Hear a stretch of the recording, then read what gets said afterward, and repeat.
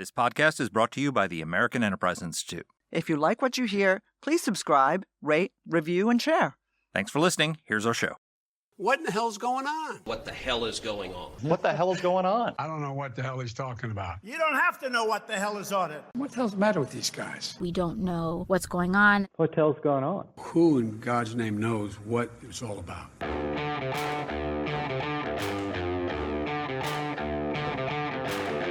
Hi, I'm Danielle Pletka. And I'm Mark Thiessen.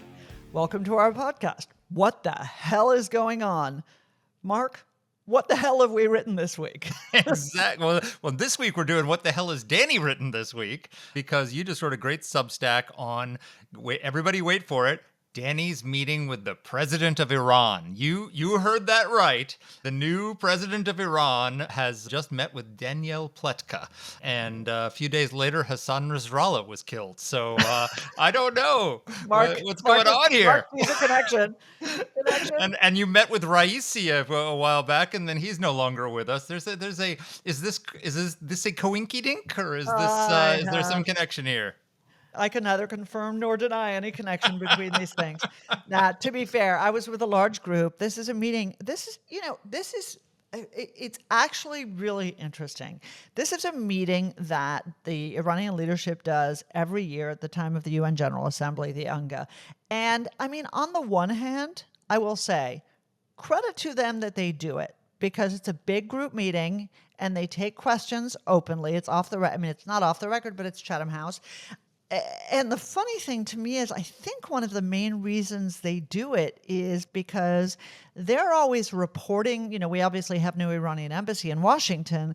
We don't have diplomatic relations with them right now, but they have a mission to the United Nations. So their mission to the United Nations reports back to Tehran what's happening in America, and they're really their only mission. And so, they're telling them everything's really bad. People really hate us. The atmosphere in Congress is really terrible. The funniest thing to me is that they then invite people there. And I think part of the reason is so that to confirm that everyone hates them. Right, exactly. Except of course, that's not how the meetings go. Yeah. And so, but last year, the meeting took place with Raisi, the late Ibrahim Raisi, on the anniversary of the murder of Mahsa Amini, the young Kurdish Iranian woman who was beaten to death for not having her hijab on correctly. And so very few people went. And I wrote a piece about that and basically said it was a convicted pedophile and a bunch of people from a Noam Chomsky tribute website or something like that. So this year I wrote about it again. Well, here's a question for you before we're going to have you read your piece, and then we're going to talk about it. But so it's a little bit of controversy about allowing the Iranian president to come here this year because there's an active Iranian plot to assassinate Donald Trump, and not just Donald Trump, but Mike Pompeo and John Bolton and a host of former officials who were involved in crafting Iran policy and involved in the taking out of Qasem Soleimani.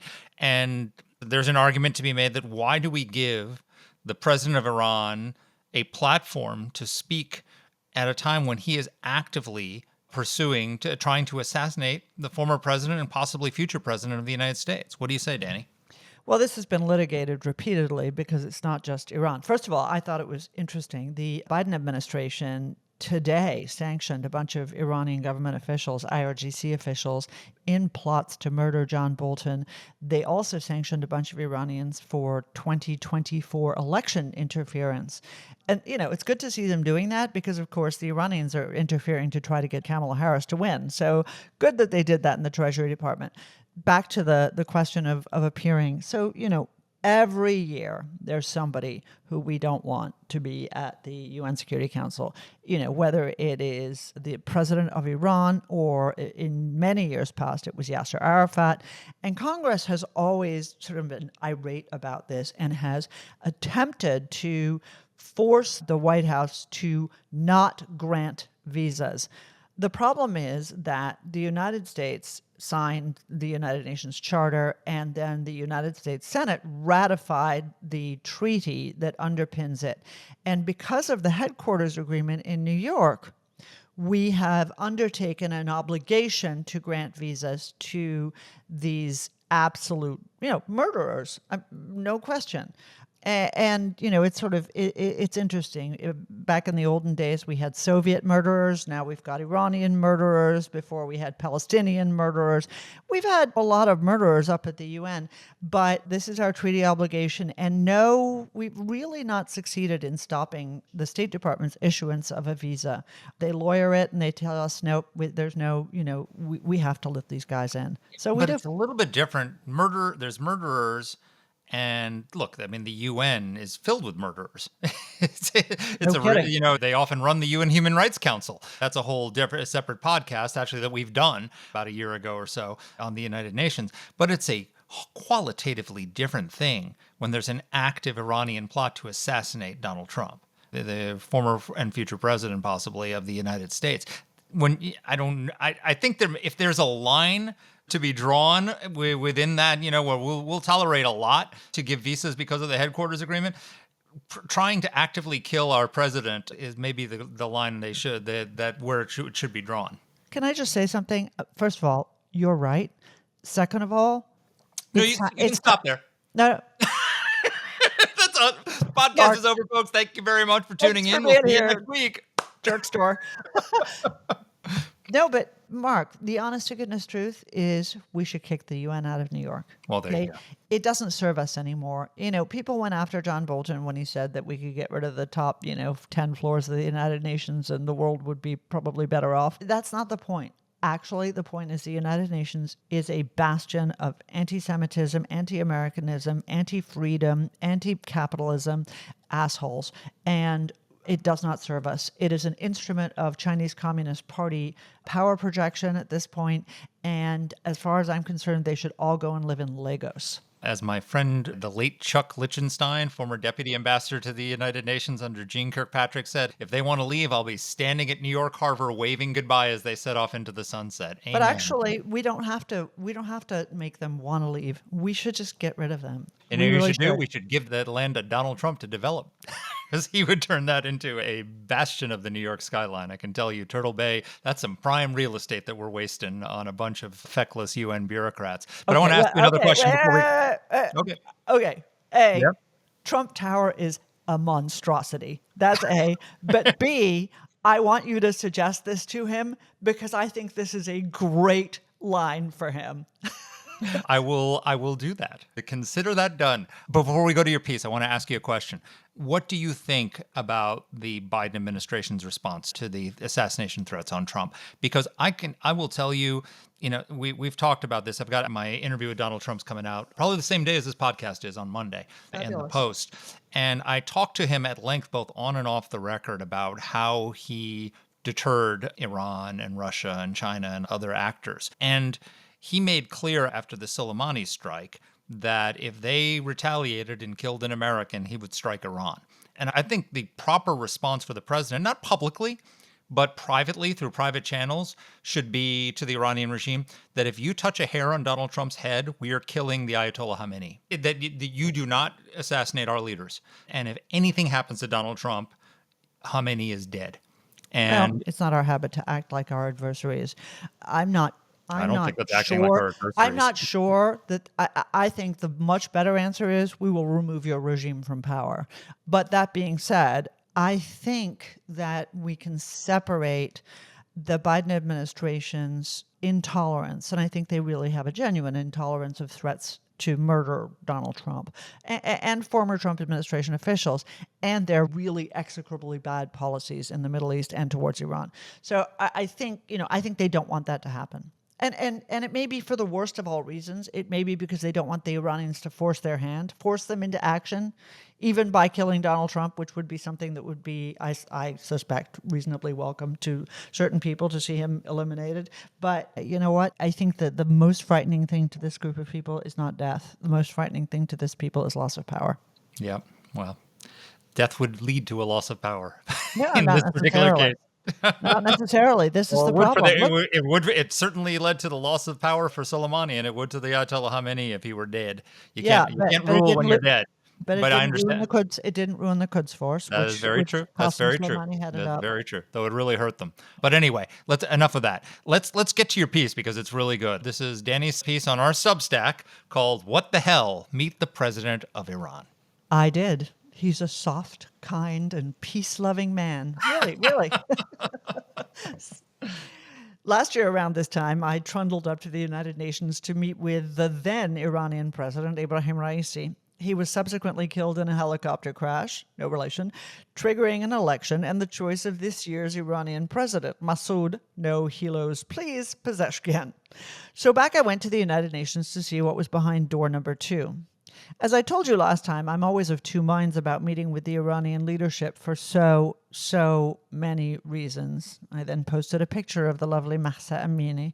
Not to speak of October 7th, Hezbollah, Hamas, the Houthis, nuclear weapons, their support for Russia, etc. Anyway, long story short, off I went. You learn more talking to the enemy than simply writing and reading about the enemy, and I learned a lot. Perhaps the most important thing I learned is that Iran's talking points sound familiar. Very familiar. Early this summer, Dany, the Director of National Intelligence, Avril Haines, said that Iran was contributing to and supporting anti-Semitic campus protests around the nation. Hearing Iran's message from the proverbial horse's mouth, there was little difference in what we hear from Harvard or Columbia. Iran has really upped its propaganda game, and it shows. More on that later. The meeting with Pezeshkian was under Chatham House rules, so I can recount details but not attribute them. So here's the scene. 2 rounds of security, a complete bag check, a wand check, and a waiting room that was, unlike last year, full to the gills. Weirdly, bagels and lox were being served. That was so weird. Last year, the meeting took place on the anniversary of Mahsa's murder, and the crowd was very thin. Indeed, my colleague Michael Rubin and I were among the very few non-crank, non-convicted pedophiles.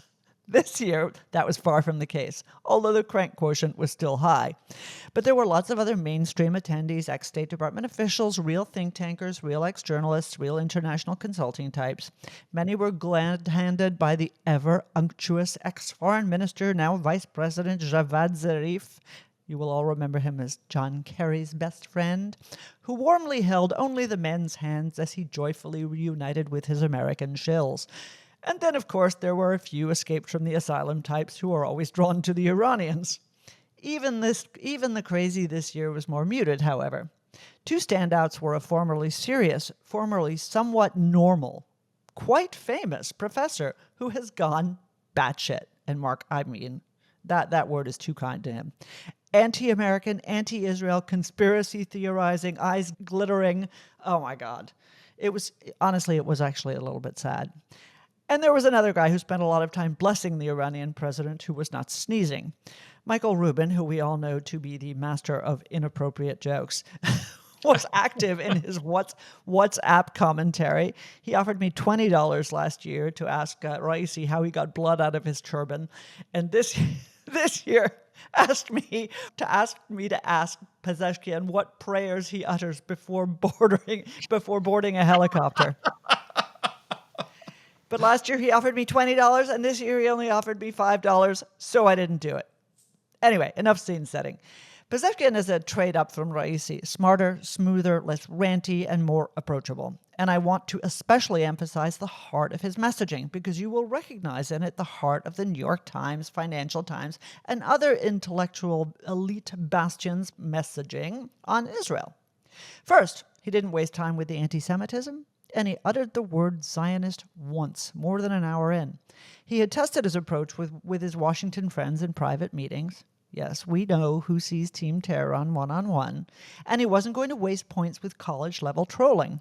Second, he wanted us to know something. Iran does not want war. Iran hates violence. If the Palestinians want to make nice with Israel, that is their call. Israel, you should know, wanted the hardliner to win in the Iranian elections so it could tell the world it was right about Iranian intransigence, but they didn't get their wish. And Mr. Softy, Uncle Masoud, was the victor. He is well aware that Iran needs reform, and he is the man to reform it. Israel wants to drag Iran into a wider war, but the pacifists that run Iran are too committed to their healing message. No one wins in a war. If there is a peace to be had, Iran will do nothing to risk it. So yes, Israel killed the top Hamas terror master in Tehran and tested the Ayatollahs, but they were strong and they did not take the bait. Iran does not want nuclear weapons. Iran just wants to give voice to the voiceless. He actually did say that. Iran wants only dignity. Iran would even come back to dialogue with the United States. Sure, the supreme leader is very, very angry about the bad Donald Trump pulling out of the JCPOA. But Pezeshkian believes only in dialogue. He will fight to make peace, even with the supreme leader. Other stuff you didn't know. Iran is, quote, diverse, unquote. Iran is committed to reform. There are Sunnis and Kurds in senior government positions, Mark. Together, this DEI meets intersectionality meets kumbaya mix wants to overcome challenges in Iran. It is beautiful. Why is Iran in an axis with China and Russia? Because it must survive. Why is Iran arming Russia against Ukraine? The nutty professor answered this one for Pezeshkian, but because NATO has trapped the Russians with its expansionist aims. This was true alt-world stuff, uttered with complete conviction, more in sorrow than in anger. Zarif often stared lovingly at Pezeshkian. I wrote that actually in my notes as I was sitting there. Stared lovingly at Pezeshkian, and rightly so. This guy is Mr. Smooth in addition to being Mr. Softy. I couldn't believe they didn't give me a stuffed Ayatollah as swag to take home. They gave me a book. I kept it. How effective is the Pezeshkian approach? Check it out. Sky News wrote this headline, quote, Hezbollah has been provoked like never before by Israel and may be tempted to unleash its firepower. Here's the New York Times. Iran has so far refused to be goaded by Israel into a larger regional war that its supreme leader, Ali Khamenei, clearly does not want, analysts say. Here's the New York Times again. This was this morning. Tensions between Iran and Israel have spiraled after an Israeli attack on Iran's embassy compound in Damascus and the assassination of Hamas's political leader in Tehran. What about October 7th? Hezbollah's missile attacks? The Houthis? Nah, New York Times people don't know about that. And here, my last favorite is Washington think tank, the Stimson Center. Israeli actions push Iran closer to nuclear weapons. There's tons more of this. Just Google, quote, Israel pushing Iran to war, unquote. What has happened to the world that anyone can credibly suggest that Israel, the tiny Jewish state, is to blame for the aftermath of the October 7th attacks? What has happened to the world that Iran can play the victim and not be laughed off the stage? Unfortunately, you know the answer to that. Well, this was great, Dany. And thank you for meeting with the Iranian president so we don't have to. You took a bullet for the team. I appreciate it. One thing I noted was that your nutty professor and the Iranian president and Tucker Carlson all have the same explanation for the Ukraine war, which is that NATO has trapped the Russians with its expansionist aims. It's funny how Tucker seems to be so in line with the new axis of evil. We used to call those people fellow travelers, and Yeah. it wasn't a compliment. And I'm really shocked because I know Tucker's not stupid. I mean, that's the thing, If he were He's just dumb, lost it. yeah. But Smart man who's lost his marbles. But this is like my professor, who I should not name, having cast many aspersions on him, But do. but totally and completely in this sort of parallel universe where everything is the opposite of what it really is. It's quite remarkable, is all I can say, to listen to this stuff. But Mark, what's so amazing is how resonant, and it's funny, I drafted the Substack and I showed it to Ben, who's always very helpful in looking and editing. And he said, I think you need to put that, how it resonates with what is said on American campuses up at the top. And he's really right. Because, Avril Haines told us that the Iranians were manipulating American campuses and American students and American groups with their message, and then she never gave us any more information. I want to know who's doing this, who's paying for this, who are the Americans who are helping this? Wouldn't you? Yes, 100%. Look, I mean, they're clearly, these countries are running psyops in our country. The Iranians are running a psyop in the United States on behalf of Hamas and Hezbollah. The Russians are running a psyop on behalf of themselves and against Ukraine. This isn't some kind of nefarious 2016 Russia, that they are interfering in our elections with, and Donald Trump is cooperating with them. It's just a fact of life that foreign regimes interfere in our elections by running psyops and and what they're trying to do is they're trying to advance their own interests and to undermine people in the country who are opposing them. And so you literally have the Iranians who've hacked Donald Trump's campaign and tried to feed the stuff to the Harris campaign. Well, and you remember the Russians did the same with stuff that they hacked from the DNC. I mean, that stuff is real. And as you've written many, many times, actually the Trump administration was pretty good at facing up to that. I think the Biden administration similarly has been pretty good. I think everybody recognizes that giving these rogue regimes the opportunity to use our democratic, open constitutional system in order to manipulate the American public is probably, on the whole, not that good. No. So just so people will know because I've written about this in the Post, but it doesn't get widely reported. In 2018, Donald Trump launched a cyber attack on Russia, which is an act of war. It was a covert action. He took out the Internet Research Agency, which was the St. Petersburg troll farm that had run the election interference in 2016 and was trying to do it again. Didn't say anything publicly, just did it. He confirmed it with me in an interview in 2020. But only after someone else told you first. Yes, I learned about it, and so I asked him about it, and he confirmed it. And then the White House tried to get me to walk back his on-the-record confirmation, and I said, nope, he's confirmed it. It's out there, and that word got out. But that's how you deal with this kind of stuff. But you're exactly right. But you know what? In the olden days, we used to know how to deal with Americans, who are fronting for the likes of the Islamic Republic of Iran. We used to have names for those kind of people, and they were shunned. They were not listened to by millions of people on their podcasts or their X accounts or whatever it was, YouTube. And now it is as if all of those norms are gone, and that people can freely shill for evil enemies of the United States and our allies with no consequence to themselves. That's what these students on campuses do. This is what Tucker is doing. It's just incredible. We need to bring back the Committee on Un-American Activities. Yeah, well. Bill Buckley said McCarthy was right. He just didn't go about it quite the right way, but he wasn't wrong. There were spies. There were people. there were fellow travelers. There were people. He just went a little far. just a little over the edge. But you know what? I don't want to. I certainly don't want to start an information police state. It's bad enough to see the way the Brits are doing that right now. But I will say I would love to see more people called out for the fact that, wow. Name and What shame. did you used to say? Remember that great article that you and I both love about how to argue effectively? Dave Barry. Barry. The greatest piece ever written. It was literally the greatest article ever written. We should do a what the hell and just read that, except every time I read it, I have tears of laughter screaming down my face. But how does it end, right? It ends when all your arguments fail and you have no idea what you're talking about and you look like a complete idiot. You turn around and pull out the big guns and you say, that sounds suspiciously like something Adolf Hitler would say.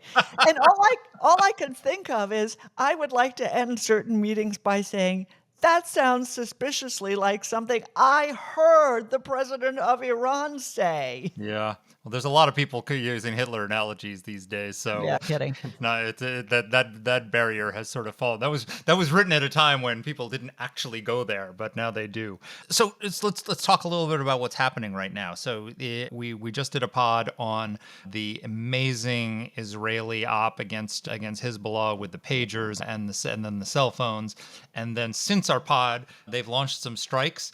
And you sent me someone had tweeted out a chart that shows that literally the entire leadership, save Nasrallah, is dead, and Nasrallah may be dead too. It's entirely possible that the Iranians have taken out the entire leadership of Hezbollah. What's going on, Dany? How is this playing out, and how is Iran going to handle this? So I don't know if you saw my tweet, but I said this feels like that last scene in Godfather 1 where Michael is serving as godfather to his sister's child, and they keep cutting back and forth between the baptismal ceremony and all of Michael Corleone's henchmen mowing down all of his enemies. It, so apparently, first of all, let's just, apparently this strike on Hezbollah headquarters, which was unfortunately in a residential block and underneath residential buildings, because Why would that's they how these do guys that and roll. endanger civilian lives? I can't believe that Oh, they did you that can't. when there were hospitals and schools available. Like, why would they do that? Why would they do this in a residential building? Yeah, good point. Right. They should have done it in a kindergarten instead, like they There you go. usually do. So they took this out. If anybody hasn't seen the explosion, it was 3 JDAMs. Those things probably put a crater in the ground, 100 feet deep. And Is this that's the one that where. where you kept having the secondary explosions going Oh, all the way no, off? that was last week. That That was was beautiful. incredible. Oh, that was so For beautiful to those watch. people who didn't see that, we can see if Ben can put in a link, but an Israeli missile hit an arms depot, a quote unquote apartment building. And as it blew up, you could hear, like popcorn, right? You could hear the initial explosion of the Israeli strike, boom, and then boom, boom, boom, boom, boom, as all of the And then munitions in another that building. massive explosion coming out of that. I mean, Yeah. they went up, and that was just Nobody yeah. gives a damn about the people of Lebanon. So, in addition, we see that the decision was made during a meeting at the end of the week by Israel's war cabinet. And then Netanyahu took and made the call, the go call, just, I gather, either before or after his United Nations speech. So, it really did have that Godfather flavor. And then he went out and got a bagel. Not, I should add, an Iranian bagel. What does With it lox mean? and cream cheese, like at the UN.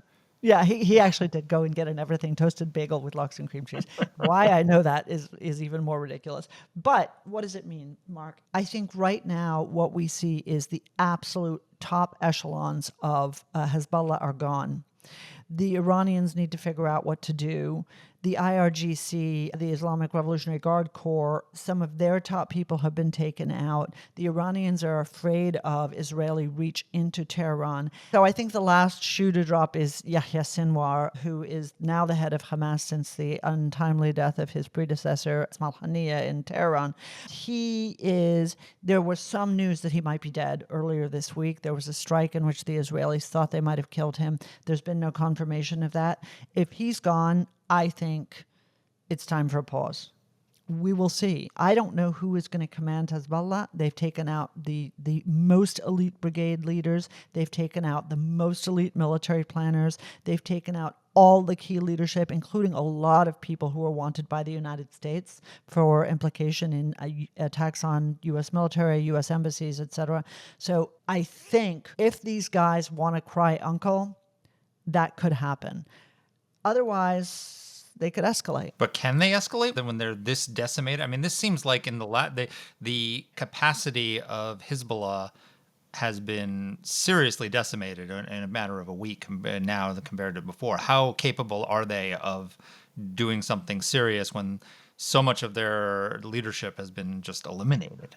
Well, first of all, remember Their they're ability to ultimately have command and control, their ability to communicate with each other. I right. mean, literally, Communicate, they're yes. down to carrier pigeons and couriers. It's like, it's like literally like the 3rd century. Right. Well, For that's them. that's the period of time that they like the best.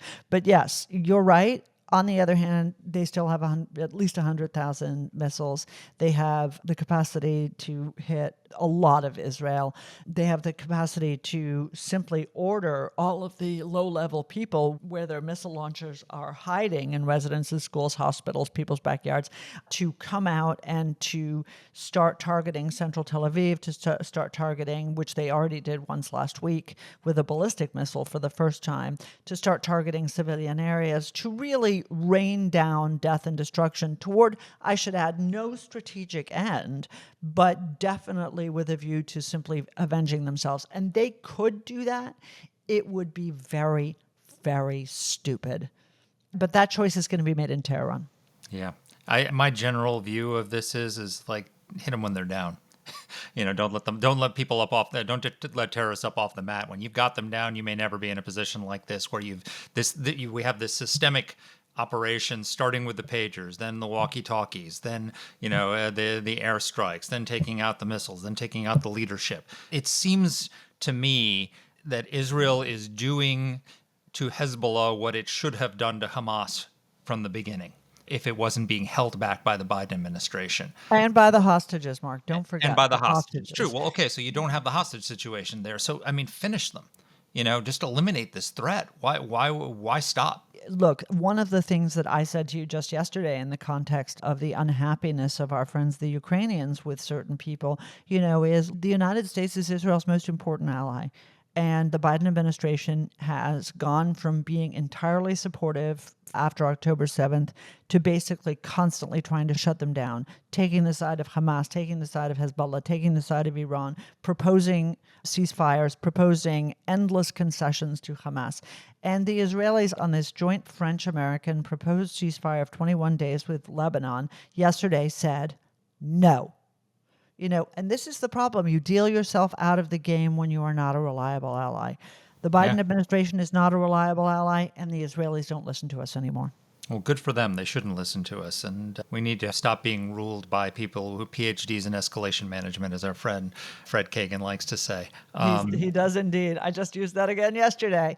He does. Let's see. I hope this won't be overtaken by events by the time we release it. But, this is, I think... This could be an important moment, or it could be a moment when the Iranians decide to go all out. Yeah. We're going to find out soon enough. The Supreme Leader just called it an emergency meeting in his compound, and it's 11 p.m. at night there. Yep. As I mentioned, I interviewed Donald Trump, and I got into a long discussion with him about deterrence and about dealing with how you deter these actors. And I think the Iranians realize that Trump might win, and they have a brief window of feckless leadership here that's very dangerous, because we have a president who's mentally compromised and also weak to begin with. And then you have a president coming in who has literally threatened to bomb Tehran if they escalate. And so I think we're in a dangerous period here where there's a window for them to either act or not, because once Trump comes in, if he does, it's going to be a whole different ball game for them. And I'll talk about it in a subsequent pod, but I had a really interesting conversation about Trump, because Trump's theory, the Biden administration's theory of escalation management is don't go up another rung, whatever you do. And Trump's theory of escalation management is a theory of escalation dominance, which is I'm going to go straight to the very top of the escalation ladder, and I dare you to come with me. And at the same time, if you don't go up the escalation ladder, I'll offer you this exit of a negotiation. And he does that with a lot of countries. And it's been pretty effective. It was pretty effective in his first term. Imperfect, but effective. And I think that he would bring that back in spades if he won the election. It'd be fascinating. From your mouth to God's ears is all I can say. Is that an endorsement of Donald J. Trump, Dany? No, Mark, it isn't. That will not be forthcoming. I thought I heard a little bit in there, but maybe no, but not. I hope the appeasers and the isolationists who surround him, including J.D. Vance, don't have the last word on this, is what I meant. And I know you agree with that. And I do agree with that. And I know that Donald Trump is not one of them. And I know a lot of people around him are not one of them. And this is always, they were there in the first term, a little bit different situation. But I think Trump is very different than that. I've written a long piece on why I don't think Donald Trump is an isolationist. But we'll see. We shall see. Well, we'll do a What the Hell Extra on that. Hey, thanks for letting me read my piece. Hey, thank you for writing it, and thanks for sharing it with us. Take care. Talk to you soon, folks. Let us know what topics you'd like us to cover. You can get in touch with the show by emailing us at whatthehell@aei.org. Or you can reach us on Twitter. I'm at @dpletka. And I'm at Mark Thiessen. That's Mark with a C. Please rate and review the podcast. If you like the show, please subscribe, share it, comment on Apple Podcasts, or wherever you're listening to this. Thanks for listening.